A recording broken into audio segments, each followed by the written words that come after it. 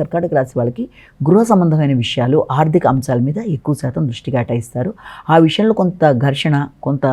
ఇబ్బందికరమైన పరిస్థితులు లాంటివి, కొంత మీకు ఉద్వేగాలు అధికంగా ఉండడం, ఏదో తెలియని భ్రాంతి, భయం లాంటివి, కొంత ఆర్థిక సంబంధమైన విషయంలో కొంత మీకు ధైర్యం కొంతవరకు తక్కువగా ఉండడం, కుటుంబ సభ్యుల యొక్క సహకారం విషయంలోనూ ఏదో తెలియని అశాంతి లాంటిది ఉండే అవకాశం ఉంది. అంటే మీరు ఆశించిన స్థాయిలో ఆర్థిక విషయాలు, కుటుంబపరమైన విషయాలు, కుటుంబ సభ్యుల యొక్క సహకారం